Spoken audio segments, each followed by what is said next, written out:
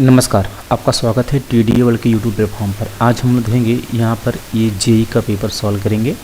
ये CNW का है भाई, और ये SCR साउथ सेंट्रल रेलवे का पेपर है। आप एक बार ज़रूर देखें, क्योंकि इसमें आंसर के साथ आपको मैनुअल्स दिखाई देंगे। उस आंसर के मतलब आपको 110% इसके राइट जवाब मिलेंगे, और आपकी जो तैयारी होगी ना वो बहुत परिपक्व होगी, और आपको एक इंटरनल पावर क्रिएट करेगा भाई ये क्लास, क्योंकि यहाँ से आप लोगों को बहुत कुछ मिलेगा। तो आइए चलते हैं, हम लोग क्लास को स्टार्ट करते हैं। और गारंटी है भाई चैनल पर कि आपका एक भी सेकंड भाई यहाँ पर बर्बाद नहीं होगा। पहला क्वेश्चन है, स्क्रीन पर है, देखेंगे। करें under which rule of railway service conduct rule 1966 except of given dowry. Dowry इसका मतलब क्या होता है? दहेज इज प्रोहिबिटेड, क्या होता है? प्रतिबंधित। करें रेलवे सेवा आचरण नियम 1966 के किस नियम के तहत दहेज लेना देना प्रतिबंधित होता है भाई?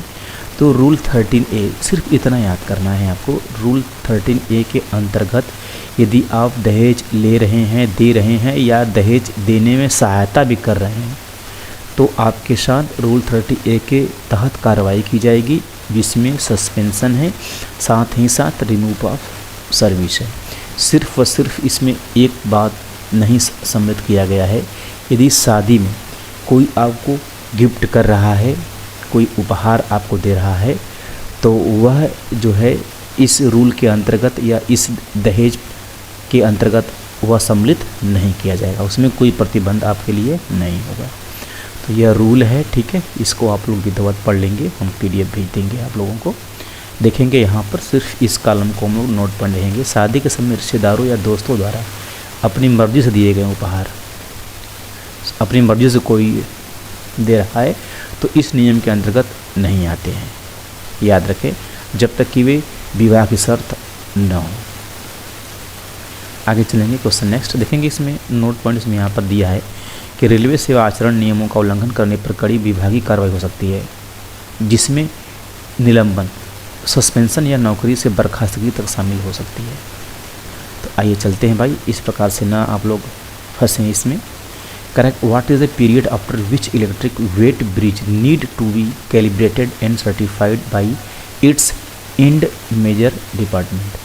तो ये कह रहा है कि जो नाप तोल डिपार्टमेंट होता है ना, यदि आप कोई चीज़ बेच रहे हैं, सेल कर रहे हैं, तो जो तोल जिस आप माध्यम से जो आपका वाट है, इलेक्ट्रिक वाट है, तो उसको कैलिब्रेट किया जाता है, और उसकी जो वैलिडिटी होती है कैलिब्रेट के बाद से 12 महीने के मध्य। यदि आपका किसी प्रकार से वह नाप तोल वाला इलेक्ट्रिक जो है वह ख़राब हो गया है, फिर से कैलिब्रेशन हो रहा है, तो अर्थात कहने का तात्पर्य यही है कि उसकी जो वैलिडिटी होगी ना वह 12 माह होगी, अर्थात 1 साल ही होगी, 1 ईयर ही होगी। इसे आप लोग ध्यान देंगे। यहाँ पर देखेंगे जिसकी अवधि क्या होती है भाई, 12 मंथ होती है। सत्यापन कैलिब्रेशन की वैधता अवधि। कर इलेक्ट्रॉनिक तौल मशीन, इलेक्ट्रिक जो है waiting scale balance platform scale कर की सरकारी मुहर जो स्टैंपिंग की सत्यापन वैधता होती है भाई 1 वर्ष की होती है। अब कह रहा है कि हर 12 महीने में इस विभाग द्वारा अधिकृत अधिकारी से दोबारा जांच करवाना अनिवार्य है, ठीक है। अब कह रहा है यदि मशीन को जनवरी महीने में सत्यापित किया गया और अगले साल के पहले क्वार्टरली मतलब 3 माह के बाद, मतलब अभी आपने जनवरी में किया है, इसको कैलिब्रेट हुआ है, तो पहला क्वार्टरली मतलब आपका जो 3 महीने के बाद, क्योंकि 1 साल में 4 क्वार्टरली होता है, तो मतलब जनवरी फरवरी मार्च में क्या हुआ, अगर कुछ खराबी हो गई तो उसके बीच में ही उसको, ठीक है, कैलिब्रेट आपको करवाना पड़ेगा। आगे चलेंगे। Nominal free height of snubber spring. Snubber spring जो होता है आपके वैगन्स में लगा रहता है, बोस्टर में, ठीक है। ये 3 आपके रहते हैं, इनर और आउटर। तो उसकी जो फ्री हाइट आपसे पूछा है तो आप कहेंगे 294 mm, ध्यान देंगे। करा instruction of inspection the maintenance of air brake system RDSO technical pamphlets is use. कह रहा कि यहाँ पर कि आपका जो एयर ब्रेक सिस्टम है, ठीक है, तो उसके मेंटेनेंस, उसके देख रेख और रख रखाव के लिए कौन सा पंपलेट अनिवार्य है, तो आप कहेंगे G97। अब यहाँ पर आप लोगों को देखेंगे ना, तो आप लोगों को कुछ बहुत सारा चीज़ आप लोगों को यहाँ पर मिलेगा उसके विषय में। करा G97 के अंतर्गत प्रमुख तकनीकी विशेषताएं इस प्रकार हैं। ट्विन पाइप ब्रेक सिस्टम, करा इसमें break pipe BP feed pipe का प्रयोग किया जाता है, जो ब्रेक लगाने और रिलीज करने में अधिक सटीकता प्रदान करता है। यहाँ पर आपसे पूछ लेगा BP break pipe, FP feed pipe, AR auxiliary reservoir और CR कंट्रोल रिजर्वायर। आपसे यहाँ पर चारों का प्रेशर पूछता है भाई, तो ज़रा ध्यान देंगे। BP का प्रेशर 5 kg का होता है, तो आपका जो कंट्रोल रिजर्वायर होता है उसका भी प्रेशर 5 kg का होता है। फीड पाइप का प्रेशर 6 kg का होता है। ऑक्सिलरी रिजर्वायर का पेपर आपका जो प्रेशर होता है भाई वह भी 6 kg का होता है। तो ध्यान देंगे आप लोगों को। BP ब्रेक पाइप का कलर पूछेगा, तो आप इसको ग्रीन बताएंगे, ग्रीन कलर होता है। और जो फीड पाइप होता है इसका जो कलर होता है भाई आपका, यह आपका जो है वाइट होता है। इसे आप लोग ध्यान देंगे। और डिस्ट्रीब्यूटर वाल्व कह रहा है, यह एयर ब्रेक सिस्टम का मुख्य घटक है, जो ब्रेक सिलेंडर को एयर प्रेशर नियंत्रित करके ब्रेक लगाता या छोड़ता है। ध्यान देंगे। आपका जो DV है, इसका कार्य ब्रेकिंग सिस्टम में किया जाता है। ब्रेक लगाना, ब्रेकिंग और डी ब्रेकिंग में इसका उपयोग किया जाता है DV का। क्रसलेक एडजस्टर जो आपका SAB होता है, SAB, तो इसका जो मुख्य कार्य होता है कि रनिंग कंडीशन के समय यदि आपकी जो ट्रेन है वह रनिंग कर रही है, तो ब्रेक ब्लॉक और व्हील ट्रेड के मध्य जो गैप है उसको मेंटेन करने का काम SAB करता है। इसे ध्यान देंगे आप लोग। तो आपका जो सेलेक्ट एडजस्टर है, यह ब्रेक ब्लॉक और पहिए के बीच की दूरी क्लियरेंस को स्वचालित रूप से बनाए रखने के लिए उपयोग किया जाता है। तो ये बहुत ही इंपॉर्टेंट है ये, ठीक है। डट कलेक्टर, आपका जो DC है, कह रहा कि एयर डट, कह रहा कि यह सिस्टम में धूल और नमी को रोकने के लिए इसका उपयोग किया जाता है, जिससे वाल्व खराब ना हो।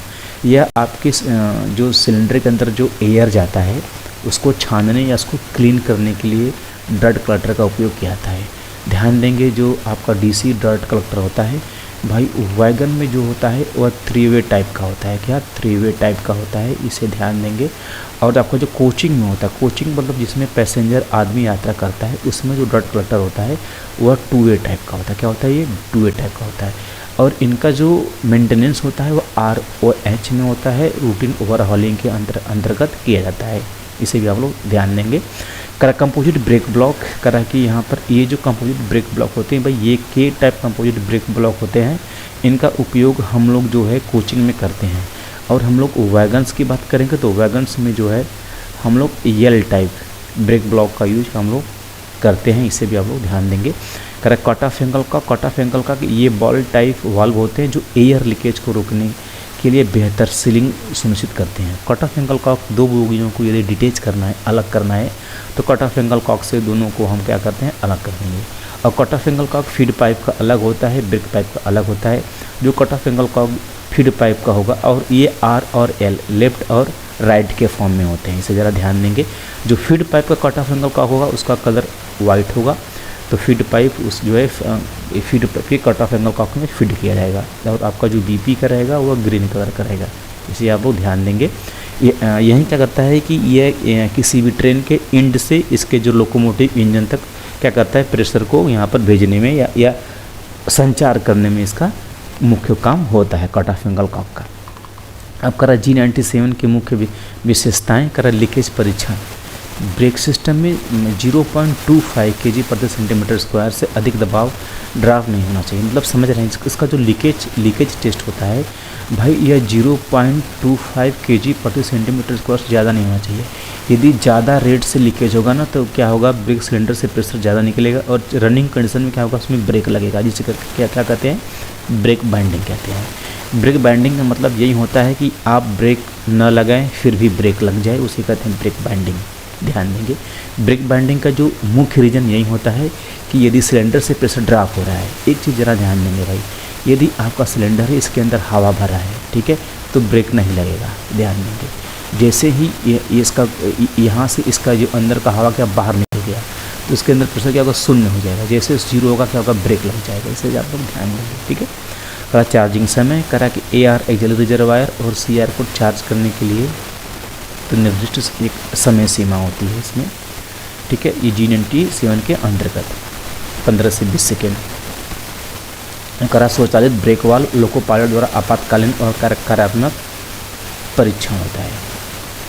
अब देखेंगे यहाँ पर इसके जो मुख्य इम्पोर्टेंट हैं यहाँ पर मैनुअल्स में आपको हम दिखाएंगे कि किस पंपलेट के द्वारा किसका मेंटेनेंस रख रखाव और अनुरक्षण किया जाता है। सबसे मोस्ट इम्पोर्टेंट यहीं पर है।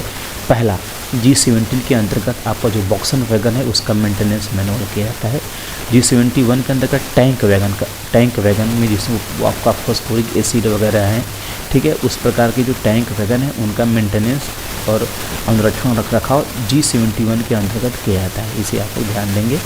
और जो सबसे इम्पोर्टेंट है ना, हम आपको यहाँ पर दिखाएंगे कि आपको सबसे ज़्यादा इम्पोर्टेंट क्या है। देखेंगे यहाँ 10 नंबर G80 के अंतर्गत जो आपका CBC होता है, सेंटर बफर कपलर होता है। भाई आपका जो CBC होता है यह आपका LHB में यूज किया जाता है। जो CBC होता है LHB में H type tight lock coupler का उपयोग किया जाता है, ठीक है। CBC H टाइप कपलर का उपयोग हम LHB में करते हैं और CBC जो है CBC E टाइप कपलर का उपयोग हम लोग वैगन में करते हैं, ठीक है। जैसे अपना BLC वैगन होता है, BLC वैगन में हम लोग यहाँ पर CBC E टाइप कपलर का उपयोग करते हैं, क्योंकि BLC के एक यूनिट में 5 B कार होते हैं। इसके दोनों छोर पर A कार होते हैं, दो मतलब एक और बीच में यहाँ पर B कार, यहाँ पर B कार और B कार होते हैं।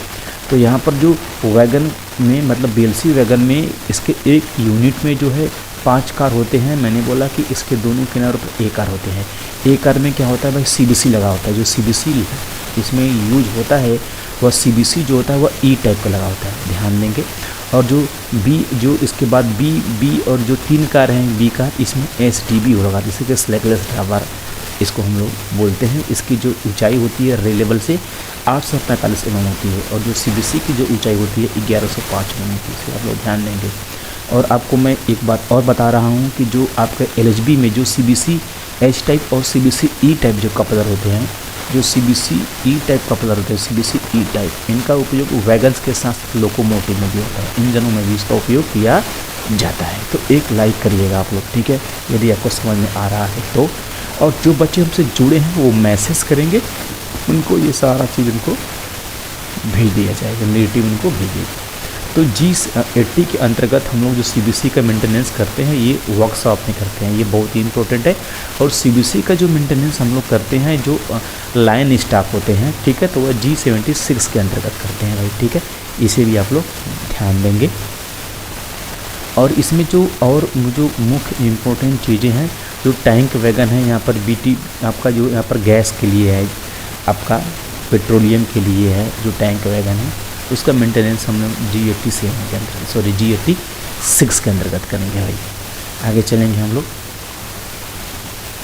और यहाँ पर यदि कुछ आप लोग देखेंगे, बट वैसे तो आप लोग भाई कुछ भी पूछ सकता है, आप लोग याद रखें, लेकिन जो इम्पोर्टेंट चीज़ें थी मैंने आप लोगों को यहाँ पर बता दिया है। तो आगे चलेंगे हम लोग, आगे देखेंगे क्वेश्चन नेक्स्ट। करा कि in air brake system brake should not apply when the rate of drop of air pressure in BP। इस कह रहा है कि पहले मैंने आपको बोला कि ब्रेक आपको लगाना है तो ब्रेक सिलेंडर का प्रेशर आपको कम करना है, या आपको आपातकालीन पूर्ण ब्रेक लगाना है तो उसके प्रेशर को 0 करना है। तो कह रहा है कि किस हिसाब से आपका जो सिलेंडर के अंदर प्रेशर है वो ड्रॉप बाहर निकलेगा कि ब्रेक नहीं लगेगा। तो देखेंगे कह रहा है कि 0.3 kg प्रति सेंटीमीटर स्क्वायर इन 60 सेकेंड। कह रहा है 1 मिनट में अगर 0.3 kg सिर्फ आपका गैस लीकेज हो रहा है, एयर लीकेज हो रहा है सिलेंडर से, तो क्या होगा, उस टाइम आपका ब्रेक अप्लाई नहीं होगा, मतलब ब्रेक नहीं लगेगी। तो ब्रेक कब लगेगी, यहाँ पर नोट पॉइंट में यहाँ पर लिखा हूँ, रिडक्शन इन BP प्रेशर करा कि फॉर मिनिमम एप्लीकेशन, मतलब कम से कम ब्रेक लगे तो क्या होता है आपका 0.5 से 0.8 kg प्रति सेंटीमीटर स्क्वायर के रेट से यदि लीकेज हो रहा है तो क्या होगा, ब्रेक लग जाएगा। और आपका जो नॉर्मल ब्रेकिंग सिस्टम होता है भाई, उस टाइम जो लीकेज रेट होता है आपका 0.8 से क्या होता है 1 kg प्रति सेंटीमीटर स्क्वायर, ये अपना बिहेवियर होता है। यदि इतने सेंटीमीटर से लीकेज हो रहा है तो ऑटोमेटिक आप जब भी ब्रेक लगाएंगे तुरंत ब्रेक लग जाएगा। विच ऑफ द फॉलोइंग यहाँ पर कंट्रोल्स द प्रोसेस ऑफ यहाँ पर interaction between the user and the operating system का कराए, निम्नलिखित में से कौन सा उपयोगकर्ता और ऑपरेटिंग सिस्टम के बीच साझेदारी एवं प्रक्रिया को नियंत्रित करता है। तो यूजर इंटरफेस, ये कंप्यूटर से सवाल है भाई। आगे चलेंगे। करा कि condemning size of side bearing plates each, जो साइड बियरर जो प्लेट है उसका कंडम साइज 8.5 होता है भाई। बियरिंग प्लेट आप देखेंगे आपका इस तरीके से साइड बियरर बना रहता है, ठीक है, इस तरीके से। तो इसमें साइड बियरर में आपका क्या होगा, पहले आपका बियरिंग प्लेट होता है, इसके ऊपर बियरिंग पीस होती है जो अर्धगोलाकार होती है, कॉपर की बनी होती है। इनका जो मुख्य कार्य होता है साइड बियरर का, लोड ट्रांसमिशन में उपयोग किया जाता है। और इसके मध्य जो ऑयल होता है भाई 2 लीटर होता है, इसे भी आप लोग लिख लेंगे, इसे भी आप लोग लिख लेंगे। तो यहाँ पर देखेंगे तो साइज पूछा था, कंडम साइज, इसका जो राइट जवाब होगा 8.5 mm होगा। आप इसे नोट करेंगे, देखेंगे ना, नोट करने से क्या आपको एडवांटेज होगा। जैसे आपका एग्ज़ाम काफ़ी करीब है तो आप यूट्यूब से वीडियो से कितना पढ़ेंगे, आप बताइए, आप नहीं पढ़ पाएंगे। यदि आपके पास नोट्स है तो आप कम टाइम में पूरा रिपीट कर ले जाएंगे। आप एक दिन में ही 8,000 10,000 क्वेश्चन को रिपीट कर ले जाएंगे। यदि आप मेहनती हैं, आपको यदि जेई बनना है, आधिकारिक रूप में काम करना है, तो आपको मेहनत करना पड़ेगा। आप जुड़िए टीडीए के साथ, एक सीट आपकी कन्फर्म हो जाएगी भाई। 2500 क्वेश्चंस तो मैंने सिर्फ प्रीवियस ईयर के पेपर कराए हैं, ध्यान देंगे आप लोग। अब यहाँ पर यदि पूछे कि न्यू प्लेट का आकार कितना होता है तो आप कहेंगे 10 mm होता है। साथ रिन्यूएबल साइज कितना होता है, ठीक है, बियरिंग प्लेट का आप कहेंगे यहाँ पर 9 mm होता है। कंडेमनिंग आकार क्या होता है इसका 8.5 mm, ये मैनुअल है, ये ध्यान देंगे आप लोग। What is the height over roof of LHB coaches, करा एलएचबी कोच के ऊपरी छत की ऊंचाई कितनी होती है। ऊपरी छत की ऊंचाई रे लेवल से 3940 mm या 4039 mm, ठीक है, जैसे आपको याद करना है। अब यहाँ पर का length over body, over body का मतलब क्या होता है, हेड स्टॉक से हेड स्टॉक, इसमें सीवीसी न लगा हो, ठीक है।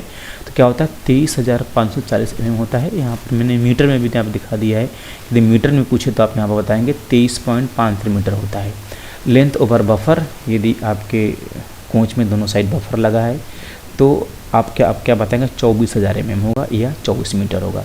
मैक्सिमम विड्थ ओवर बॉडी, उसकी जो चौड़ाई होगी कोच की 3240 mm होगी, ठीक है, या 3.24 मीटर होगा। हाइट क्या होगा उसका, ओवर बाई वही हाइट होगी 439 mm कॉमन होगा। डिस्टेंस बिटवीन सेंटर, यहाँ करा बोगी सेंटर, बोगी सेंटर का मतलब देखें आपको दिखा दे रहा हूँ मैं। यदि मैं यहाँ पर एक बोगी बनाऊँ और इसमें यहाँ पर व्हील लगा दूँ, ठीक है, तो यहाँ पर बोस्टर होता है भाई, ठीक है, यहाँ पर क्या होगा थोड़ा सा बोस्टर होता है, ये बोस्टर की स्टेम्बलिंग इसमें इसके सेकेंड एक्सल स्प्रिंग लगाते हैं। बीच में क्या होता है ना, यही होता है सेंटर पिवोट होता है, ठीक है। और यहाँ पर मैं यदि बोगी बनाऊँ एक, ठीक है भाई, तो यहाँ पर 2 व्हील डालूँ, ठीक है, यहाँ पर व्हील लग गए यहाँ पर, ठीक है। और यहाँ पर मैं आपको बोस्टर दिखाऊँ तो बोस्टर में क्या होता है आपका, यहाँ पर सेंटर पिवोट होता है। तो अब यहाँ से, ठीक है, ये जो सेंटर आपका जो सेंटर पिवट या सेंटर है, यहीं सेंटर से सेंटर 2 बोगियों के सेंटर के बीच की दूरी या 2 बोगियों के सेंटर पिवट के बीच की दूरी कितनी होती है, 14,900 mm होती है। आप समझ गए होंगे, आप बिल्कुल नहीं भूलेंगे भाई। अब देखेंगे ये जो 2 व्हील होते हैं ना, तो 2 व्हील के जो सेंटर का जो डिस्टेंस होता है इसको व्हील बेस कहते हैं। क्या कहते हैं इसको कहते हैं व्हील बेस कहते हैं। आपको एलएचबी का पूछेगा व्हील बेस, एलएचबी का आप कहेंगे 2560 में होता है। आपसे पूछेगा आईसीएफ का व्हील बेस, तो आप कहेंगे आपका 2896 mm होता है। आपसे पूछेगा वंदे भारत का व्हील बेस, वंदे भारत का, तो आप यहाँ पर 2700 mm कहेंगे। आपसे कहेगा वैगन्स का बताइए, वैगन्स का आप व्हील बेस बताएंगे तो आप कहेंगे 2000 mm होता है, ठीक है। आपको कहीं यहाँ पर लिखित में मिलेगा, टेंशन मत लीजिए आप लोग। करा what is the full form of CDTS, CDTS का आपसे फुल फॉर्म ही पूछ लेगा सीधे डायरेक्ट का, आप कहेंगे कंट्रोल डिस्चार्ज टॉयलेट सिस्टम। भाई साहब ये सेंसर के ऊपर काम करता है, इसकी एक लिमिट होती है 30 किमी प्रति घंटा।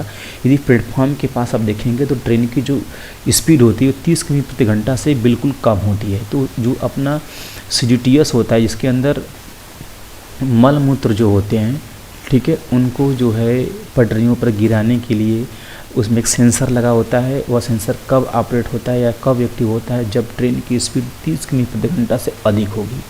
अर्थात आप देखे होंगे कि जैसे ही ट्रेन आपके लूप लाइन से जैसे ही पटरी पर आने या प्लेटफॉर्म पर आने लगती है तो उसकी स्पीड बहुत कम हो जाती है, लास्ट में क्या होता है 0 हो जाती है, अर्थात वो रुक जाती है। तो उस टाइम स्टेशन क्या होता है, मलमूत्र गिरते नहीं हैं। उसके बाद जैसे ही ट्रेन स्पीड पकड़ती 30 से बाहर, ठीक है, तो क्या होता है वहाँ पर सारा जो स्लैग वगैरह है सब कुछ निकल जाता है। आगे चलेंगे, देखेंगे question next. Instruction of inspection in maintenance of Casnub bogie, what are the so technical complaints is. देखेंगे सेकंड क्वेश्चन इसमें पूछ लिया कैसनर बोगियों के लिए, क्योंकि वहाँ पर ब्रेकिंग सिस्टम का पूछा तो 97 बताया था आपने। यहाँ पर कैसनर बोगी का अनुरक्षण रख रखाव के लिए G95 यूज करते हैं हम लोग। What is the length over body of LHB punches. देखेंगे आपसे वहाँ पर हेड स्टॉक से पूछा था तो 23,540 बताया गया था, लेकिन यहाँ पर आपसे पूछ रहा है कि over body, what is the over body, over body पूछ रहा है, ठीक है। यहाँ भी ओवर बॉडी पूछ रहा है।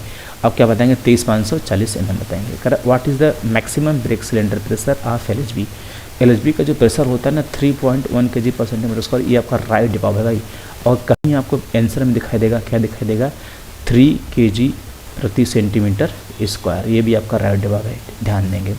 अब यहाँ पर आपको मैंने एक्स्ट्रा चीज़ ऐड करके दिखाया है कि आपसे ये भी पूछ सकता है। देखेंगे स्टार पॉइंट यहाँ पर है, brake system dia, sorry brake cylinder dia. LHB के ब्रेक सिलेंडर का जो डाया होता है ब्रेक कैलिपर के पीछे आप देखेंगे एक्सल, ठीक है। एक्सल पर आपका ब्रेक डिस्क माउंट होता है और उसके आप देखेंगे पीछे आपका ब्रेक कैलिपर लगा रहता है। ब्रेक कैलिपर के पीछे आपका ब्रेक डिस्क लगा रहता है और ब्रेक कैलिपर में ही आपका ब्रेक पैड लगा रहता है।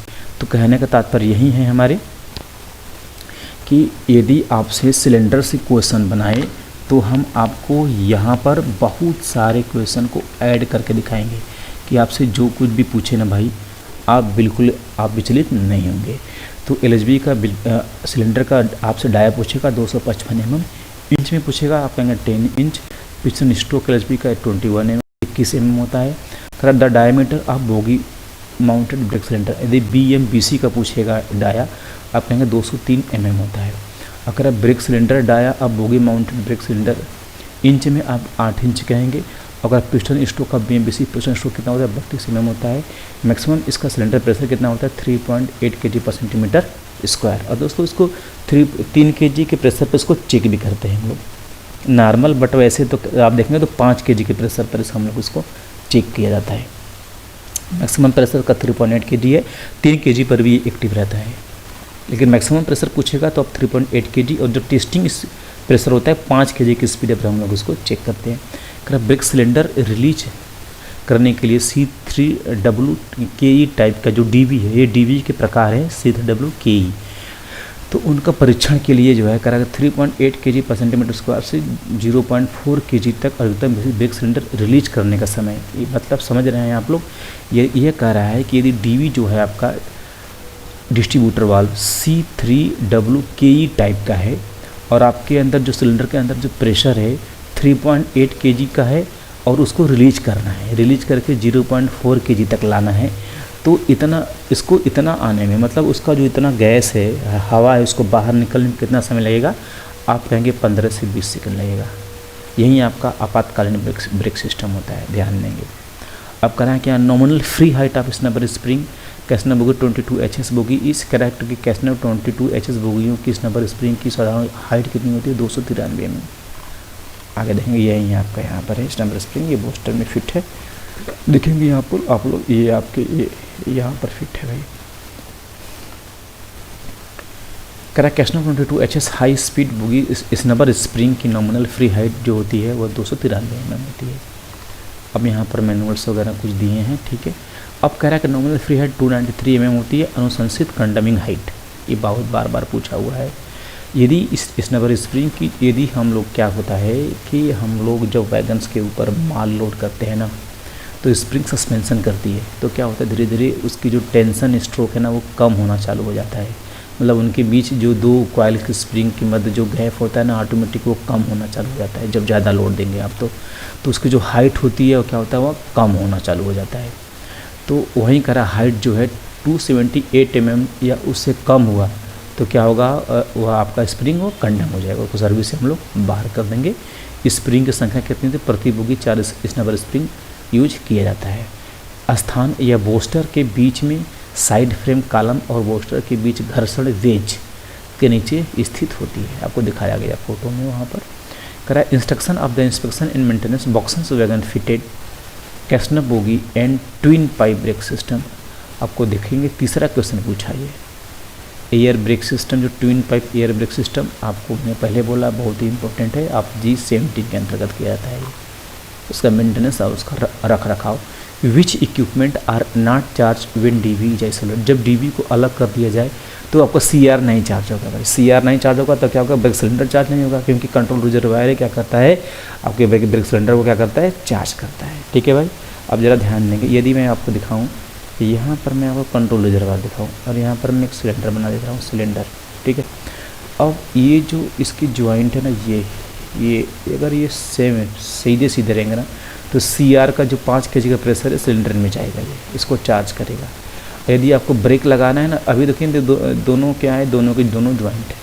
जैसे आपको क्या करना है, ब्रेक लगाना है, तो यदि आपका ये सीआर है, सीआर का कनेक्शन यहाँ रहेगा और आपका जो ये ब्रेक सिलेंडर है ना, इसका कनेक्शन क्या होगा, यहाँ पर ये ऐसे हो जाएगा, मतलब सेंटर में नहीं रहेंगे, दोनों से मिलेंगे नहीं, इसका जो प्रेशर जाएगा बाहर निकल जाएगा, क्या होगा, इसमें ब्रेक लग जाएगा। तो ज़रा ध्यान देंगे, सीआर जो है यही क्या करता है, चार्ज करता है ब्रेक सिलेंडर को। मतलब ब्रेकिंग में सीआर और डीवी दोनों का मुख्य कार्य है। डीवी चार्ज करेगा सीआर को, सीआर चार्ज करेगा यहाँ पर ये ब्रेक सिलेंडर।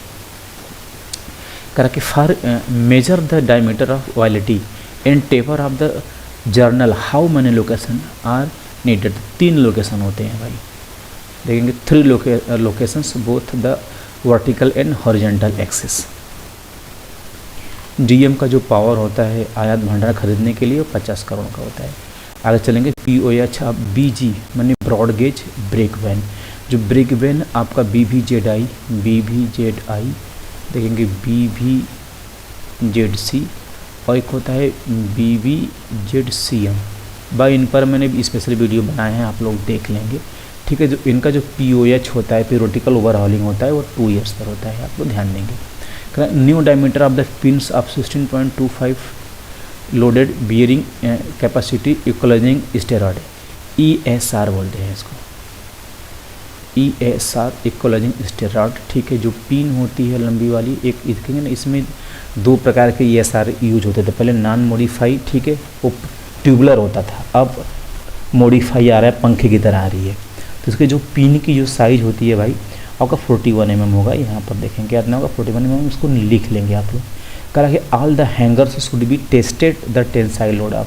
जो आपका हैंगर होता है, हैंगर में क्या होता है, आपका हैंगर में आपका ब्रेक ब्लॉक होता है, ब्लॉक होता है जिसको स्टोन कहते हैं, और उसके बाद उसमें क्या होता है, पिन होता है। ठीक है, जो वो आपके बीसेस ब्रैकेट में लगा होता है। बीसेस ब्रैकेट क्या करता है, बोगी को बूस्टर से बांधने का काम करता है। तो कहने का तात्पर्य यही है, देखेंगे आपका जो हैंगर होता है ना, कुछ इस शेप में होता है। ठीक है, इस शेप में होता है। तो इसकी जो नॉर्मल फ्री हाइट होती है ना, न्यू हाइट 384 mm होती है, इसे आप लोग लिख लेंगे। यहाँ पर देखिए लिखा हुआ है 384 mm। इसका जो टेस्टेड होता है ना, टेस्टिंग लोड जो होता है भाई 8 टन पर किया जाता है। करा कि which type of roller bearing use in LHB coaches. LHB coach में कौन सी बियरिंग यूज होता है, CTRV cartridge taper roller bearing इसमें उपयोग किया जाता है। फॉर द यहाँ testing DV the time required for charging CR from 4.8 kg/cm² is. कह रहा है कि 4.8 kg/cm² सेमी के से CR को, कंट्रोल रिजर्वायर को चार्ज करने के लिए DV का जो समय होता है कितना लेगा। DV आपका जो है वह 185 प्लस माइनस आपको क्या करेगा, ये 25 सेकंड लगेगा। अर्थात या तो 185 सेकंड लेगा, ठीक है, या इसमें 160 सेकंड लेगा। इसे आप ध्यान देंगे। Inside distance between horizontal bearing arm of BSS hanger is. BSS hanger की क्षैतिज धारिता वाली भुजाओं के बीच की अंतर्वर्ती दूरी कितनी है, तो 384 mm होती है उसकी ऊंचाई। आपको मैं यहाँ पर दिखाया था, यहाँ पर क्वेश्चन पूछा है डायरेक्ट। उसकी जो टेस्टिंग लोड होती है भाई 8 टन का होता है। सस्पेंशन एंगल उसका कभी कभी पूछता है, सस्पेंशन एंगल, तो आप उसको लिख लीजिए, बस 7 डिग्री होता है। कितना होता है, 7 डिग्री होता है। What is the new wheel size of BLC wagon. BLC wagon का जो व्हील का साइज होता है 840 mm यूज किया जाता है। ठीक है, BLC ध्यान देंगे। तो अब देखें कंडमिंग साइज जो होता है BLC वैगन का क्या होता है, 780 mm होता है व्हील का। करा how many types of shock absorber use in LHB coaches. LHB coach में कितने प्रकार का शॉक एब्जॉर्बर उपयोग किया जाता है। शॉक एब्जॉर्बर यहाँ पर देखेंगे तो ये गलत है, शॉक एब्जॉर्बर जो होता है,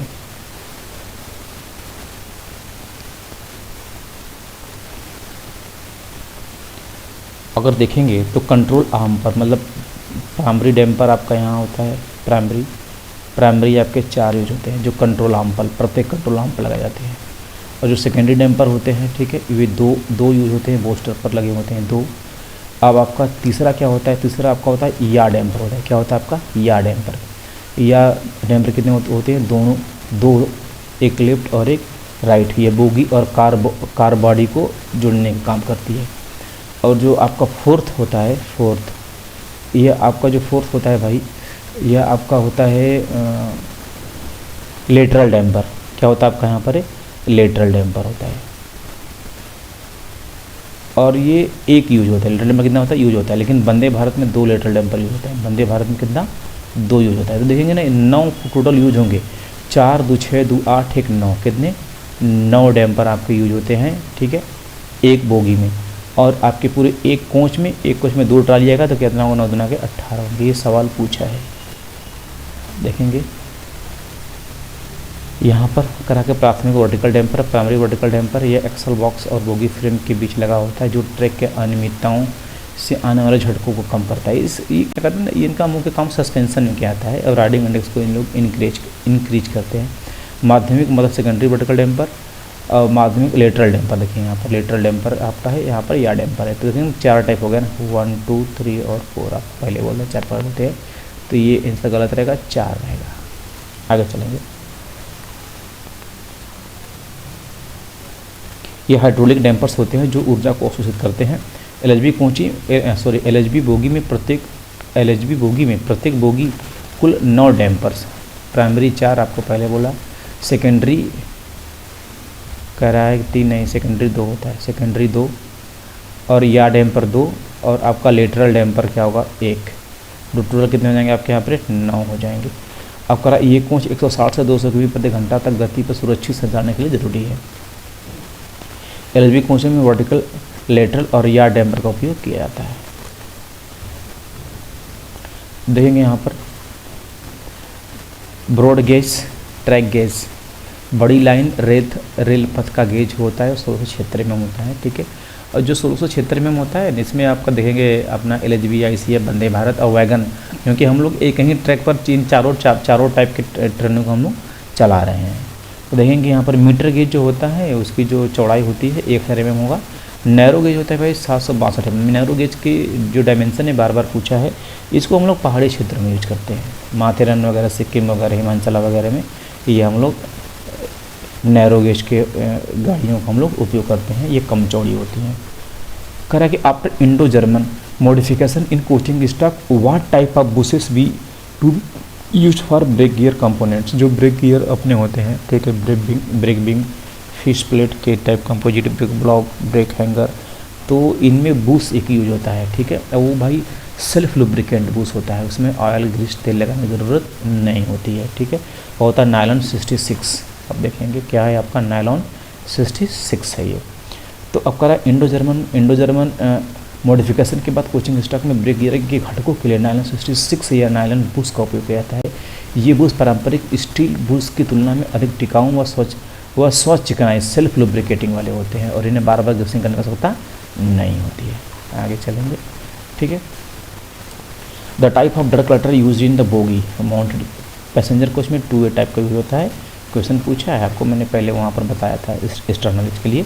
the type of drug clutter use in wagon में 3A टाइप, दोनों में से कोई एक को पूछ लेता है। इनका ROH जो इनका मेंटेनेंस होता है वह ROH के अंतर्गत किया था, रूटीन ओवरहॉलिंग। करा कि for testing CE3 KEW type DV after full service application the brake cylinder filling time. यदि आप यह कह रहा है कि आपने ब्रेक फुल सर्विस एप्लीकेशन लगाया, पूर्ण ब्रेक लगाया, पूर्ण ब्रेक तब लगेगा जब सिलेंडर के अंदर का प्रेशर क्या होगा, 0 हो जाए, उसमें कुछ भी प्रेशर हवा ना हो। अब कह रहा है कि जो KE टाइप का आपका DV है उसको फुल चार्ज करना है, मैं प्रेशर फुल बाहर निकल गया, उसमें अंदर हवा भरना है। कितना करा कि 0 से 3.6 kg इतना उसका प्रेशर करना है। करा कितना समय लगेगा, तो 3 से 5 सेकंड समय लगेगा, आप ऐसे समझिए। करा एक्सल होता BTPN जो टैंक वगैरह है 22.2 टन होता है। BTPN टैंक का जो आपका एक्स्ट्रा लोड होता है, ये बहुत बार बार पूछा है, 20 मिनट 2 टन होता है। अब करा कि यहाँ पर RS30 रजिस्टर ईच फार, जो रुपया 17 का रजिस्टर होता है, फीट मेमो के लिए होता है। आपकी ट्रेन गाड़ी क्या है, ये फीट है, ये NTXR वाले करते हैं ये, ठीक है। The brake power of coaching stock at the originating point of, जो आपका ओरिजिनेटिंग पॉइंट होता है, मतलब प्रारंभिक स्थान से जहाँ गाड़ी अभी खुलती है वहाँ पर जो BPC की जो पावरिंग परसेंट होता है भाई ना, वो 100% था। कितना होता है आपका, 100% है। BPC ब्रेक पावर सर्टिफिकेट बोलते हैं उसको। अब कर रहा है कि प्रारंभिक स्टेशन पर पावर परसेंट, इसकी विषय में कर रहा है चर्चा। मेल एक्सप्रेस और पैसेंजर ट्रेनों में प्रारंभिक स्टेशन पर ओरिजिनेटिंग आपका जो है आरंभिक, अगर प्राइमरी एंड से चलने वाली सभी, मतलब जहाँ से स्टार्ट हो रही है वहाँ जो BPC की पावर होती है वो 100% होती है। और प्लेटफॉर्म टर्न अराउंड, अब कह रहा है कि यहाँ पर कितना रहेगा आपका, यहाँ पर 90 रहेगा। इन रूट में आपसे कभी कभी पूछता है, इन रूट मतलब ट्रेन आपको चल रही है 10-5 किलोमीटर प्लेटफॉर्म से आगे निकल गई, तो उस टाइम भी BPC की जो पावर परसेंट होती है वो 95% होती है। इसे आप लोग नोट कर लेंगे। BPC की मुख्य जो बातें हैं, कह रहा कि जारी करता पिट लाइन पर जारी होता है। JSSC और CNW, ये जो स्टाफ हैं इनके निरीक्षण के बाद BPC जारी किया जाता है। वैधता जो है ये बहुत ही इंपॉर्टेंट है, ये वैलिडिटी इसकी करा 3500 से 4000 किमी ISFLHB या फिर 96 घंटा जो पहले पूरा हो, ठीक है। यही क्या है इसकी वैलिडिटी है। आप देखेंगे यहाँ पर फुल फॉर्म में BPC का फुल फॉर्म पूछ रहा है, brake power certificate. Computer monitor is also known as, computer का मॉनिटर जो होता है, मॉनिटर मतलब जो चीज़ें स्क्रीन पर दिखाई देती है, ठीक है, उसी को मॉनिटर कहते हैं, ठीक। यह एक आउटपुट डिवाइस है, इसे भी आप लोग जानते रहें के रूप में जाना जाता है। वीडियो के रूप में जाना जाता है, क्योंकि विजुअल डिस्प्ले यूनिट एक ऐसी इकाई है जहाँ पर जो भी कुछ है वो आप वहाँ पर आपने जो भी उसको इनपुट किया है वो आउटपुट उस पर दिखाई देगा, उसी यूनिट पर। उसको VDU बोलते हैं, विजुअल डिस्प्ले यूनिट। करा what is the new wheel diameter ICF-RCF 915 mm होता है। अब इसका जो साफ रिन्यूअल साइज होता है 837 mm होता है। कितना, 837 mm होता है। इसका होता है साफ रिन्यूअल साइज होता है 837। अब कंडम साइज पूछेगा ICF-RCF, जो व्हील है वो होता है 825 mm। कितना होता है, 825 mm। इसके बाद ध्यान देंगे। अब करा यहाँ पर passenger emergency alarm signal device are mounted on the, करा यात्री आपातकालीन जो अलार्म सिग्नल युक्तियाँ होती हैं कहाँ भाई, इंड वाला पे लगी रहती हैं दोनों तरफ। और इसमें सबसे ज़्यादा इम्पोर्टेंट आपसे क्या पूछता है, देखेंगे ना, ये पूछता है कि जो PEAB और PEASD, इसमें देखेंगे PEAB पैसेंजर इमरजेंसी अलार्म वाल होता है, ये होता है PEASD passenger emergency alarm signal device, ठीक है। इसका चौको डायरे कितना होता है, 19 mm का होता है। यह आपके LHB में यूज होता है, किसमें, LHB में। यह आपका ICF में यूज होता है, कितना, ICF में यूज होता है। इसका जो चौड़ा है 8 mm का होता है।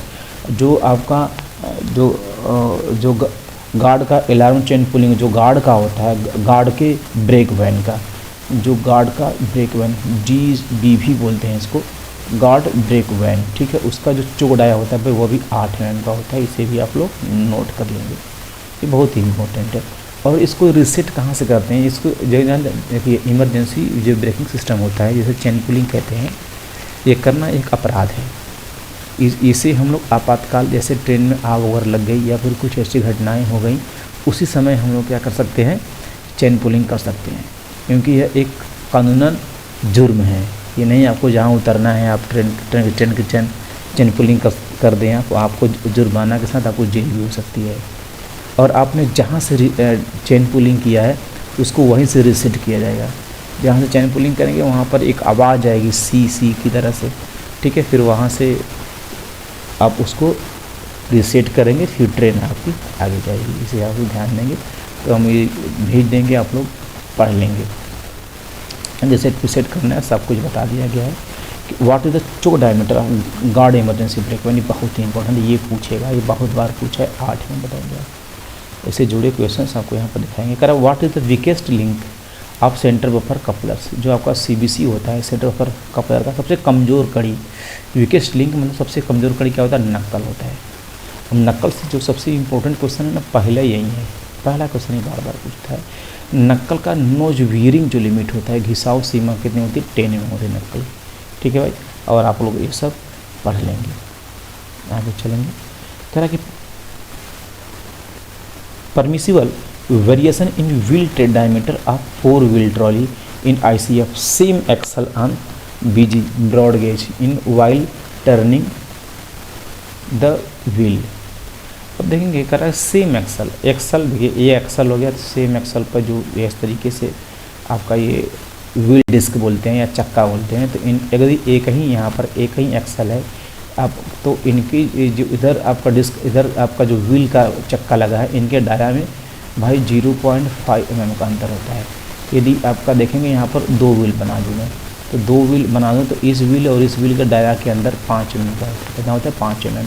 यदि एक कोचिंग की बात करें या एक हम लोग कोच की बात करें, कोच में क्या होता है, 2 ट्रॉली अर्थात 4 व्हील आएंगे, 1 2 3 4, तो 4 व्हील आएंगे ICF RCF में, तो इनके मिनिमम और मैक्सिमम व्हील के डाया में 13 mm का डिफरेंट होना चाहिए, उनका डाया में बस ज़्यादा नहीं होना चाहिए, तो ध्यान देंगे। तो नोट पॉइंट में यहाँ करके लिखा हूँ, different dia between 2 wheel 5 mm, different dia between 4 wheel 13 mm। यह टीम मेरी एक बेहतर कंटेंट बनाती है भाई। मेरे पास बहुत सारे बच्चे जुड़ रहे हैं और बहुत सारे बच्चे जो हैं सिलेक्शन पा रहे हैं भाई। तो चंदन कुमार जी जो WSO की पोस्ट पर अभी चयन हुआ है B ग्रुप में, सेंट्रल रेलवे में उनका, तो आप लोग जुड़े, एक सीट कंफर्म करें। यहाँ की जो कंटेंट है वहीं आपको एग्जाम में एक सीट फिक्स करिए भाई, ध्यान देंगे।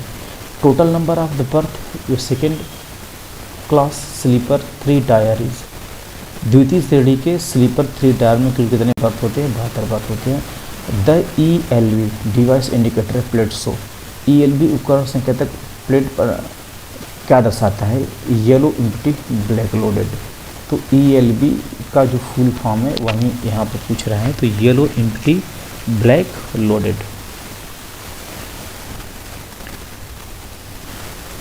इसका मतलब आप लोग नहीं समझते हैं। ELV जो है ये वैगन का इंडिकेशन है। येलो यदि शो करेगा तो आपका वैगन खाली है, क्या है आपका, खाली है, उसमें कुछ भी लोड नहीं है। यदि आपका ब्लैक शो करेगा, आप क्या बताएंगे, वो लोडेड है। मतलब क्या है, आपकी जो वैगन है, गाड़ी है, क्या वो भरी है। उम्मीद करते हैं समझ गए होंगे। Cut off angle Kock fitted, cut off angle Kock किसके साथ, ब्रेक पाइप फीड पाइप दोनों के साथ फिट किया जाता है। कट ऑफ एंगल कॉक किसके साथ फिट किया जा सकता है, यहाँ पर मैनुअल सबको दिया गया। होज पाइप, होज पाइप की जो लंबाई है 650 mm होती है, ये आपसे बार बार पूछा है। इसे आप लोग 650 ± 5 mm भी कहीं है, लेकिन 650 आप लोग याद रखें। करा कि यह सबसे आम फिटिंग है। एंगल कॉक का मुंह जो है, मुंह होज कपलिंग से जुड़ा होता है, जो 2 वैगनों के बीच हवा की आपूर्ति को जोड़ता है, काटता है। आपसे पहले मैंने बोला कट ऑफ एंगल कॉक जो है होज के सहायता से, cut off angle cock hose pipe को जोड़ता है, उसी से क्या होता है, एक इंड से उसके आखिरी इंड तक हवा का संचालन करता है। और ब्रेक पाइप, BP और फीड पाइप, ये हर वैगन के दोनों सिरों पर ब्रेक पाइप फीड पाइप के अंत में इसे कर दिया जाता है। वेंट, रेलवे का आधुनिक एंगल कॉक में वेंट हवा निकलने का छेद होता है। जब हैंडल बंद होता है तो यह होज से बची हवा को बाहर निकाल देता है। The colour of break pipe, ये ग्रीन होता है ब्रेक पाइप का, फीड पाइप का वो वाइट होता है। ये कंप्यूटर कंसिस्ट ऑफ, कह किसी कंप्यूटर में क्या क्या होते हैं, मदरबोर्ड होते हैं, हार्ड डिस्क होते हैं, ड्राइव और CPU होते हैं। इन gross load condition the bogie frame मोस्टर clearance of non AC। अब देखेंगे यहाँ पर समझेंगे, यहाँ पर कह रहा है कि gross load condition bogie frame and booster clearance non AC। तो अपना जो बोगी फ्रेम होता है और जो बोस्टर होता है, ठीक है, उनके मध्य जो क्लियरेंस होता है, ठीक है, वो कितना होता है, 74.3 mm होता है। मैं इसके पहले वाले वीडियो में पूरा लिख कर आपको दिखाया हूँ, आप लोग देख लेंगे वहाँ से, क्योंकि बार बार रिपीट होता रहेगा। How many days of HLAP in a year can be credited in employees. एक कर्मचारी के खाते में जो हाफ लीव एवरेज पे बोलते हैं उसको, जैसे मेडिकल बोलते हैं, एक वर्ष में कितने, तो भाई ये 20 होते हैं, 6 महीना पर 10, 6 महीना पर 10 होते हैं। अब कह रहा है कि what is the validity of premium end to end examination. Premium end to end examination परीक्षा में बताया कि 12 ± 3 दिन होता है, 12 दिन या क्या होगा आपका 9 दिन होगा। अन्य महत्वपूर्ण विवरण कह कि बहु loading, multiple loading, premium rake के 15 से 12 दिनों की अवधि के दौरान कई बार लोडिंग अनलोडिंग की अनुमति है। ध्यान देंगे आप। न्यूनतम ब्रेक पावर परसेंटेज, प्रारंभिक स्टेशन पर 95% न्यूनतम ब्रेक पावर परसेंट होनी चाहिए, न्यूनतम, मैक्सिमम 100% होता है। GTR guard and driver check, हर बार लोडिंग अनलोडिंग के बाद यात्रा शुरू करने से पहले गार्ड और ड्राइवर को अनिवार्य रूप से रेक की जांच करना चाहिए। ध्यान देंगे। अमान कह रहे हैं यहाँ पर इनवैलिडेशन, 15 दिन पूरे होने पर, 12+3 दिन, 4 दिन से अधिक वैगन अलग डिटेच किए जाने पर। 4 दिन से अगर वैगन अलग है तो वो अमान हो जाएगा BPC आपका। रेक के एक ही दिशा में न चलने पर तो भी अमान हो जाएगा। कह रहा है यहाँ पर in the condition of bogie frame booster clearance of non AC GS या CN कोचेज। टेयर स्थिति में, मतलब टेयर में क्या खाली स्थिति, टेयर में खाली होता है, जिसे ध्यान देंगे। गैर AC मतलब जनरल GS और AC CN, AC 3 tyre coach की बोगी बोस्टर और फ्रेम का जो क्लियरेंस होता है 47.2 mm होता है। डॉटमेटिक CG टाइप ऑफ, डॉटमेटिक्स क्या एक प्रिंटर है, बहुत ही इंपॉर्टेंट क्वेश्चन है। डॉटमेटिक्स क्या है, एक प्रिंटर है। Standard diameter of the wheel on tread BOXNS wagon, BOXNS wagon के व्हील का जो व्यास होता है वो 1000 mm होता है। तो जो कंडम साइज 916 है ना। Including dependents, how many members to be include the privilege pass, बहुत ही इंपॉर्टेंट क्वेश्चन है। किराए के आश्रितों सहित कितने सदस्यों को सुविधा पास में शामिल कर सकता है, तो 5 मेंबर शामिल होंगे। अधिकतम 5 सदस्यों को शामिल कर सकते हैं आप अपने प्रिविलेज पास में। आश्रितों की सीमा क्या होगी, अधिकतम 2 आश्रित डिपेंडेंट्स होंगे। अटेंडेंट यदि अनुमेय परमिसिबल हो तो 5 सदस्यों के अलावा एक अटेंडेंट शामिल किया जाता है। परिभाषा, जो आश्रित होंगे उसमें विधवा माँ होगी, अविवाहित या विधवा बहन, ठीक है। अगर 21 वर्ष से कम उम्र के भाई या सौतेले भाई या आश्रित भाई, जो छात्र हो या अमान्य हो। परिभाषा, परिवार, पति पत्नी, 21 वर्ष तक बेटे या छात्र और अविवाहित बेटियां शामिल हैं। जो बेटियों के लिए कोई उम्र की सीमा नहीं है, बट वो अविवाहित होनी चाहिए। बेटा 21 साल का रहेगा तो चलेगा, यदि छात्र है तो 21 साल के बाद भी चलेगा। विशेष परिस्थितियाँ, यदि परिवार में केवल एक बच्चे यात्रा कर रहे हैं तो 15 वर्ष तक के बेटे या 18 वर्ष तक की बेटियों के लिए गार्डियन शामिल किया जा सकता है, ठीक है। कोई भी गार्डियन के शामिल जा सकता है। आगे चलेंगे। अकरा गलत घोषणा करने पर अनुशासनात्मक कार्रवाई भी हो सकती है, पास की धाराबंदी भी की जा सकती है। जो भी कुछ है सही से आप उसको इन्फॉर्म करेंगे। कर चुंबकीय डिस्क का उदाहरण है, magnetic disk is a example of, ये सेकेंडरी मेमोरी का एग्जाम, इसका उदाहरण कैसे कंप्यूटर से अच्छा क्वेश्चन पूछा है भाई, देखेंगे आप लोग। फ्लेक्स बाल केबल डायरेक्टली कनेक्टेड टू, सीधे रूप से जो फ्लेक्स बाल का जुड़ना क्या करता है, ब्रेक से जुड़ा होता है। करा के द बेसिक यूनिट ऑफ, यहाँ पर एक्सेल, यहाँ पर spread sheet, where is a inter data to called is. करा एक्सेल पे स्प्रेड शीट्स जहाँ हम डाटा दर्ज करते हैं कि मूल इकाइयों को क्या कहा जाता है, सेल, कक्ष कहा जाता है। What shall be the period of POH for a coach attached to mail express train. करा मेल एक्सप्रेस ट्रेनों में जुड़े जो POH की आवधिकता क्या है, 18 महीने की होती है। कोच वगैरह होते हैं, ठीक है, उनका जो POH 18 महीने का ही होता है भाई। और पहला POH न्यू है तो 24 महीने का रहता है, और पहला आयुष जो है यदि न्यू है तो क्या होगा, 12 महीने का होता है। इसलिए ध्यान में बार बार पूछा है। Which of the following is a storage device, निम्नलिखित में से कौन सा एक स्टोरेज डिवाइस है। तो यहाँ पर टेप, हार्ड डिस्क और फ्लॉपी डिस्क, डाटा को स्टोर करने के माध्यम में। Yellow strip in the body of ICF indicates, ICF डिब्बों के अंत में जो पीली पट्टियाँ होती है, एंटी टेलीस्कोपिक, इसका हिंदी मतलब होता है कि इसके बाद ये आखिरी डिब्बा है, इसके बाद कोई डिब्बा नहीं है, ध्यान देंगे आप लोग। In coach the load transmission of take place through, तो इसके माध्यम से जो भार का संचरण होता है साइड वेयर के माध्यम से होता है। In twin pipe system auxiliary reservoir pressure should भी, एक्सिलरी रिजर्वायर इसको AR कहते हैं, एक्सिलरी रिजर्वायर, ठीक है। इसकी जो क्षमता होती है 200 लीटर का होता है, और इसमें 125 लीटर का जो होता है एयर, इसमें एयर रहता है, एयर टैंक जो होता है 25 लीटर का, और braking system BS braking system में भी होता है। और जो 75 लीटर का होता है यह टॉयलेट पर्पज में क्या होता है, यहाँ पर टॉयलेट पर्पज में यूज होता है, इसे आप ध्यान देंगे। एक्सिलरी रिजर्वायर का जो प्रेशर होता है, फीड पाइप का जो प्रेशर होता है, ठीक है भाई, वो आपका 6 kg का होता है। तो यहाँ पूछ रहा है एयर का प्रेशर 6 kg का होता है, तो यहाँ पर मैंने ऐड किया है, CR का प्रेशर 5 kg का होता है, फीड पाइप का 6 kg का होता है, ब्रेक पाइप का यहाँ पर 5 kg का होता है। कह रहा कि सर यहाँ पर सीरियल कंप्यूटर लिंक है to a server to share program and storage space called. कई कंप्यूटरों के प्रोग्राम और स्टोरेज स्पेस को शेयर करने के लिए सर्वर से जुड़ना क्या कहलाता है, नेटवर्क कहलाता है। How many emergency Windows provided in AC ICF RCF, 4 होते हैं, दोनों एक दूसरे के पैरेलल होते हैं, सामने सामने होते हैं, तो 4 होते हैं। तो ध्यान देंगे, बहुत बार पूछा है क्वेश्चन ये। Correct, what is the nominal thickness of elastomeric pad. Nominal जो थिकनेस होता है ना भाई, तो जिसकी जो न्यू साइज होती है, नॉमिनल थिकनेस कितनी होती है, यहाँ पर 46 mm होती है। कंडम साइज कितना होता है, 42 mm होता है। EM पैड, इसको EM पैड ही बोलते हैं।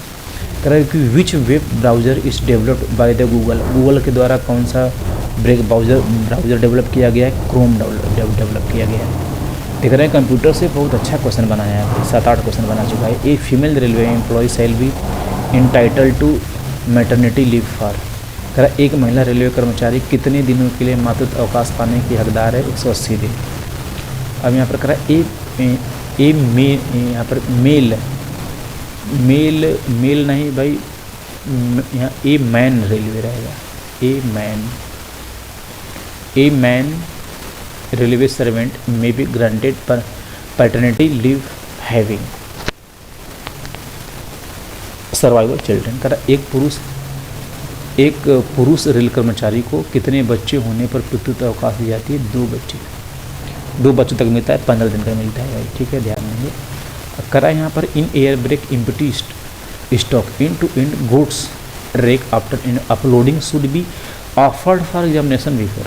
एयर ब्रेक खाली स्टॉक को एंड टू एंड माल रेक अनलोडिंग के पश्चात खाली रेक को जांच की पहली प्राथमिकता दिया जाता है नेक्स्ट लोडिंग, ठीक है। मतलब कि इसका मतलब समझ रहे हैं, जैसे कि कोई वैगन्स आया, उसके अंदर जो माल लोडिंग वगैरह थी, आपने उसको खाली कर दिया, ठीक है।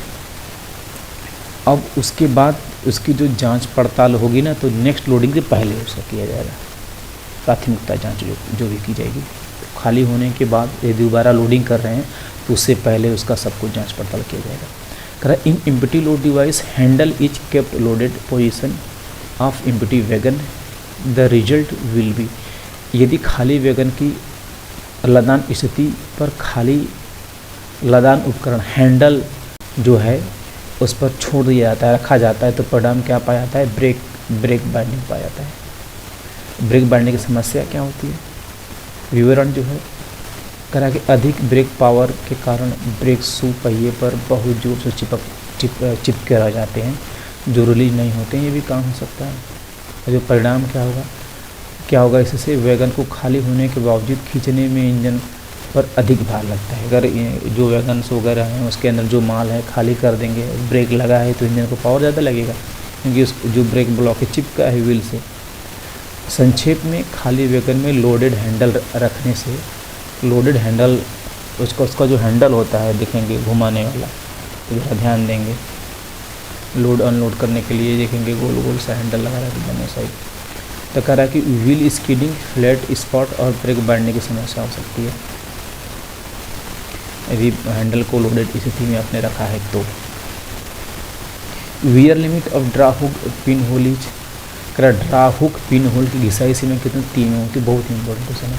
What type of brake block are used in coaching stock. Coaching stock में के टाइप का ब्रेक ब्लॉक, कंडम से कितना होता है इसका, 12 mm होता है, और रियल टाइप का 10 mm होता है, जो वैगन में यूज होता है अंडर स्लैब में। कहता है what is the length over head stock of boxes wagon, बहुत ही इंपॉर्टेंट क्वेश्चन है। मैंने वैगन के 3-4 वीडियो में स्पेशल डाला है, मैं सब आप लोग देख लेंगे, 300-200 क्वेश्चन के। तो क्या होगा आपको 97-84 mm होगा बॉक्सर वैगन की जो लंबाई होगी हेड स्टॉक से हेड स्टॉक के बीच। कहा कि the axle load of AC coach का कितना 16.25 टन होता है, और नॉन AC का 13 टन होता है, तो नहीं इंपॉर्टेंट है। What is the length over couplers of boxes wagon. अब कपलर के साथ देखेंगे 10,713 mm, दोनों क्वेश्चन को पूछा है भाई। How many days of HLAP to be accumulated to the an employ in ही सर्विस, एक कर्मचारी अपने सेवा में कितने दिनों तक HLAP जो मेडिकल कितना दिन कितना जमा कर सकता है भाई, अनलिमिटेड जमा कर सकता है, सब कोई लिमिट नहीं होती है। लेकिन LAP की 300 दिन होता है। LAP का क्या होता है, LAP का लीव एवरेज पे का मैक्सिमम 300 दिन आप जमा कर सकते हैं, उससे ज़्यादा नहीं। करा कि bogie wheel base of ICF RCF coil bogies are for ICF RCF के सभी कॉयल बोगियों की पहिए का आधार कितना होता है, 2896। व्हील बेस मैंने बताया, दो व्हीलों का जो सेंटर के बीच की दूरी होती है उसको व्हील बेस कहते हैं भाई। ICF पूछा है तो 2896 में होता है। तो यहाँ पर बहुत सबको मैंने ऐड कर दिया है।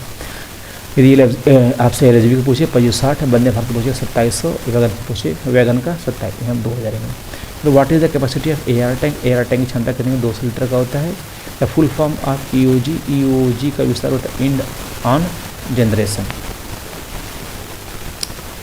इसमें आपके इसको पावर कार भी कहते हैं, इसमें बड़े बड़े इंजन लगे रहते हैं, ठीक है। ऐसे अपना गरीब रथ वगैरह हो गया, तो पावर सप्लाई काम इंजन के द्वारा होता है। जो आपके उधर ट्रेन के अंदर बिजली वगैरह हो गई, जो भी आपको बिजली वगैरह चाहिए, फैन कूलिंग AC/DC, तो ये आपको EOG जो आपका या तो इंजन के पीछे या तो लास्ट में लगा रहता है आपका जनरेटर कार या पावर कार, वहाँ से बिजली उत्पन्न होती है और सभी जगह संचालक किया जाता है।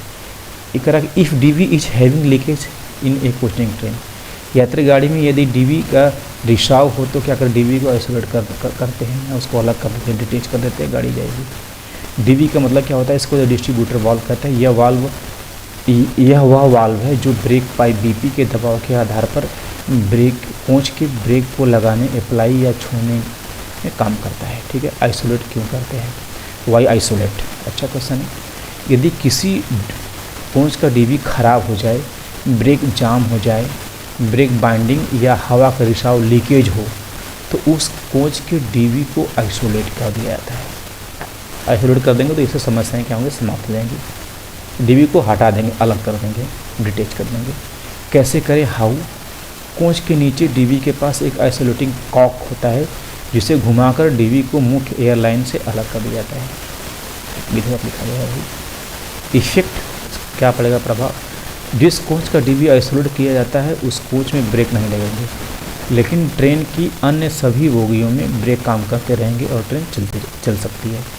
फीवा के साथ संबंध, LHB कोच में यदि DB आइसोलेट है तो फीवा फेलियर इंडिकेशन ब्रेक जो फीवा है काम करता रहता है, और यदि प्रेशर बहुत ज़्यादा कम हुआ तो ब्रेक लग जाएगा। याद रखेंगे, पूरी ट्रेन में क्या होता है, ब्रेक लगा देगा। बोला the maximum diameter clearance between the pins and bushes, जो पिन और बूस होते हैं, जैसे आप लोग ब्रेक गियर वगैरह करते हैं ICF में, तो पिन और बूस के बीच का जो क्लियरेंस ज़्यादा होता है 1.5 mm से ज़्यादा नहीं होना चाहिए। करा कैपेसिटी ऑफ यहाँ पर एयर रिजर्वायर, AR के जो क्षमता होती है 200 लीटर की होती है।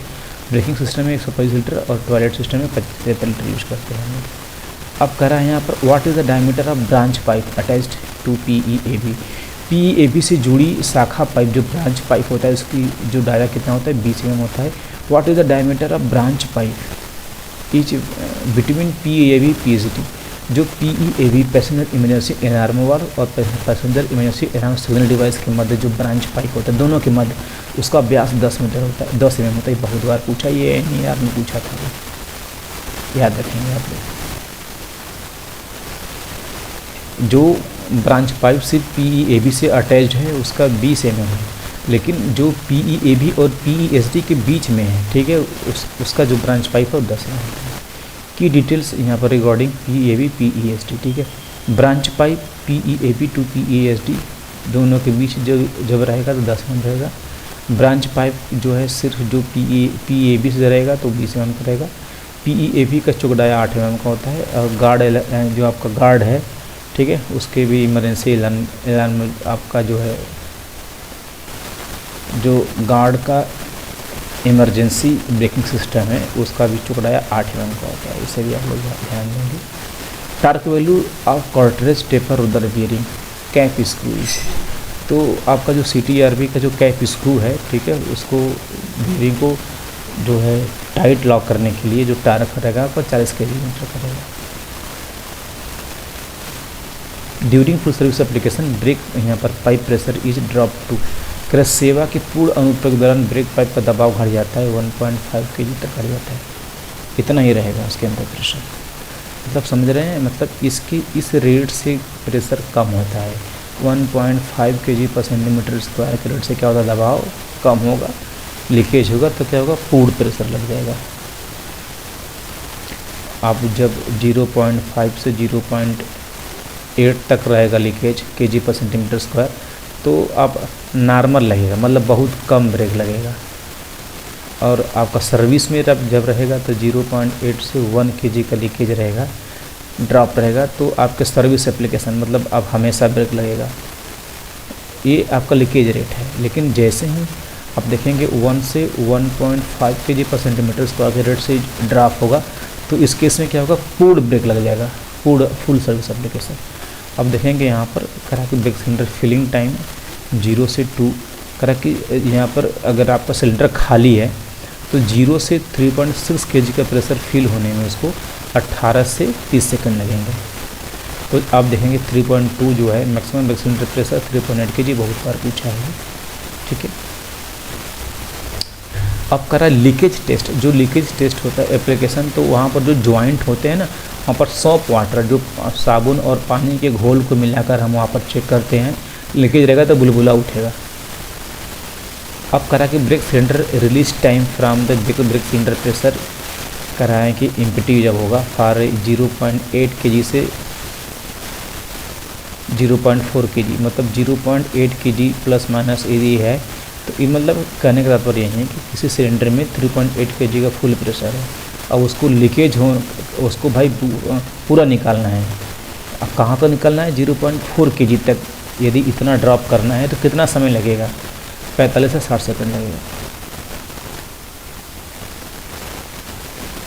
देखेंगे यहाँ पर जो कुछ इम्पोर्टेंट है आप लोग देख लेंगे, इसमें जो कुछ था मैंने आप लोगों को बता दिया है भाई।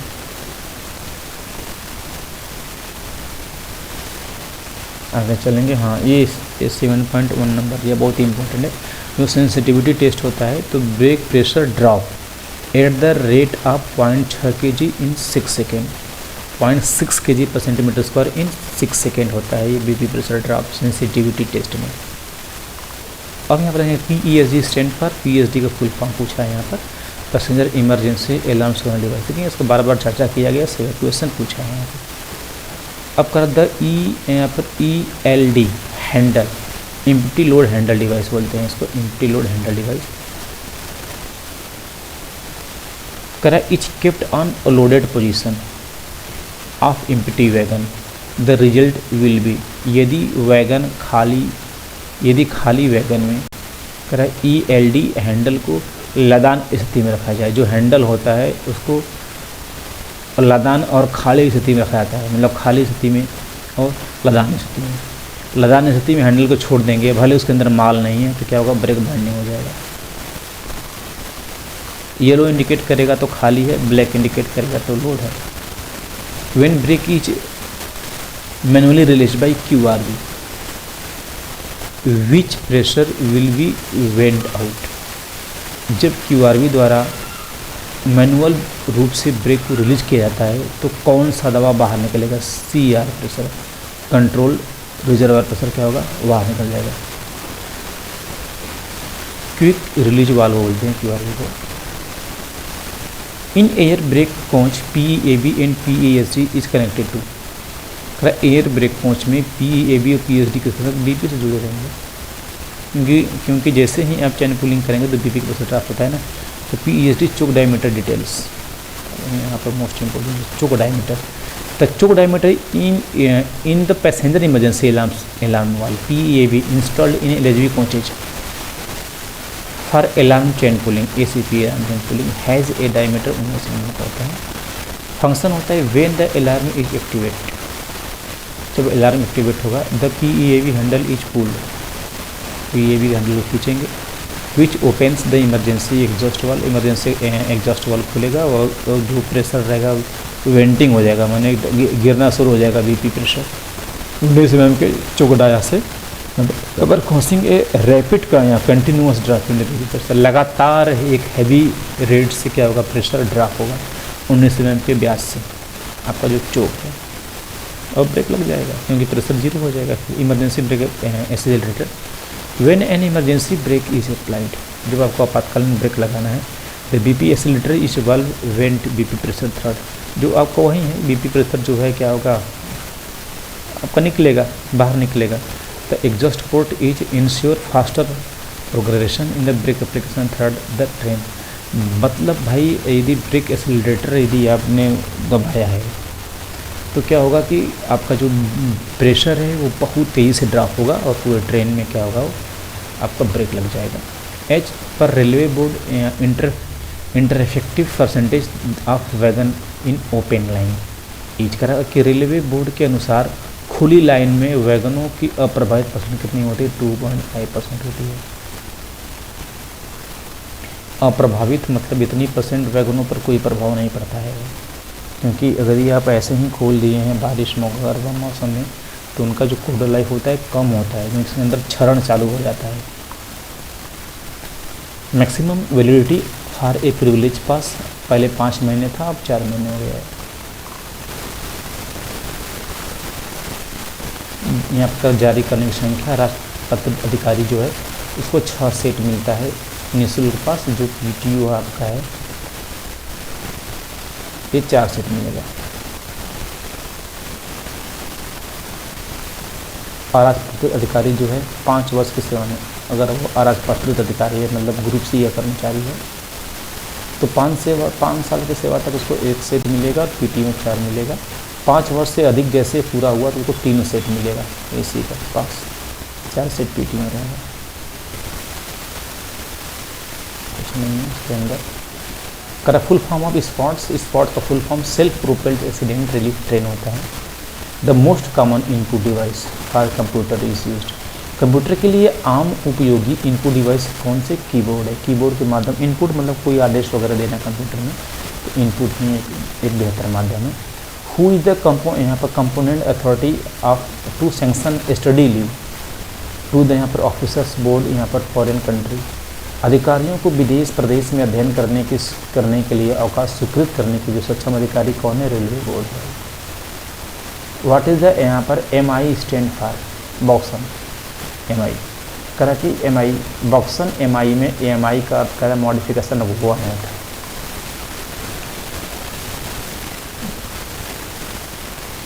Permissible variation in new wheel tread diameter for 4 wheel trolley on same axle on BG bogie each, कर बड़ी लाइन बोगी लाइन में वहीं धुरी 4 पहिया के लिए नवीनतम पहिया ट्रेड डायमीटर अनुमत अंतर।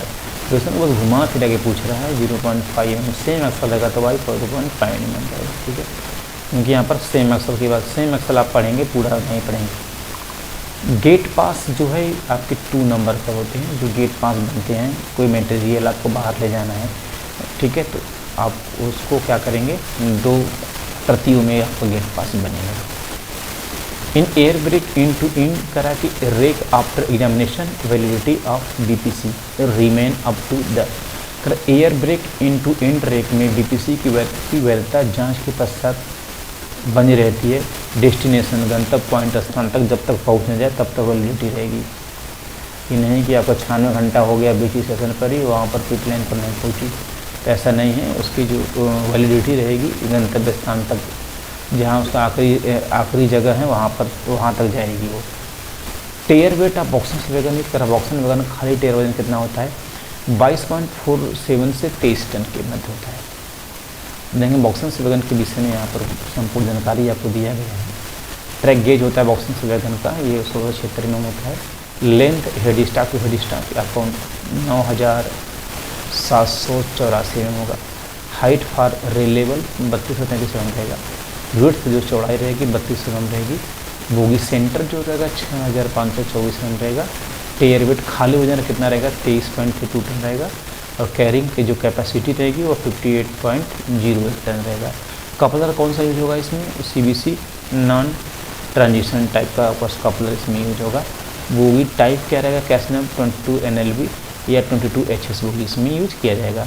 ब्रेकिंग सिस्टम जो होता है बॉक्सन वैगन या बॉक्सन HS वैगन में ब्रेकिंग सिस्टम भाई एयर ब्रेक सिस्टम यूज किया जाएगा। ज़रा ध्यान देंगे। Use for carrying coal stone steel, इन सभी चीज़ों को ढोने या एक दूसरे से दूसरे स्थान तक ले जाने में इसका उपयोग किया जाता है। Why is the ABC analysis important, बहुत ही इंपॉर्टेंट क्वेश्चन है यहाँ पर। ABC वर्गीकरण क्यों महत्वपूर्ण है? फॉर इम्प्रूविंग, इम्प्रूविंग के लिए महत्वपूर्ण है। इम्प्रूव समझ रहे हैं, मतलब उसकी जो भी कमियां हैं उसको सुधारने के लिए ABC एनालिसिस किया जाता है। ठीक है, तो इसमें क्या होता है कि जो आप किसी वर्कशॉप का जो स्टोर होता है उसमें 3 श्रेणियों में सामान होते हैं। कुछ के मूल्य बहुत ज़्यादा होते हैं, कुछ के मूल्य कम होते हैं, कुछ के मूल्य उससे भी एक औसत एवरेज में होते हैं। ठीक है, तो अब उन्हीं को एनालिसिस करने के लिए ABC जो आपका वर्गीकरण है ABC हम लोग करते हैं। अब करें ए जो श्रेणी में है इसमें उच्च मूल्य वाली कर लगभग 10 से 20% वस्तुएँ जो हैं, ठीक है, ये उच्च मूल्य वाली हैं। जैसे इंजन के जो पुर्जे पार्ट्स वगैरह हैं, इन पर बहुत सख्त नियंत्रण और बार बार इन्वेंटरी जांच आवश्यक है। इनके ऊपर भाई इनका जांच पड़ताल ज़्यादा किया जाता है, ये काफ़ी ज़्यादा महंगे होते हैं। 20 श्रेणी की जो है मध्यम मूल्य वाली लगभग 30% वस्तुएँ होती हैं। ठीक है, अब देखेंगे 10 से 20% बहुत महंगी होती हैं जो लोकोमोटिव के पार्ट्स होते हैं। मध्यम मूल्य वाली 30% वस्तुएँ होती हैं, इन 30% होती हैं और लागत 15 से 20% का प्रतिनिधित्व करती है।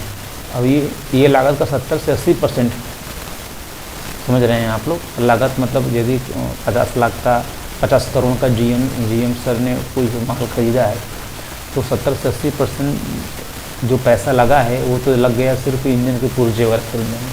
उम्मीद करते हैं समझ गए होंगे आप लोग। और आपका 15 से 25% मध्यम मूल्य वाली वस्तुओं को खरीदने में। और जो C श्रेणी के होते हैं नट बोल्ट वगैरह, वाशर वगैरह, देखिए ना, तो नट बोल्ट वाशर इन सभी वस्तुओं को, ठीक है, अब कह रहा है इन पर कम सख्त नियंत्रण का सत्ता होती है, जिनका मूल्य काफ़ी कम होता है।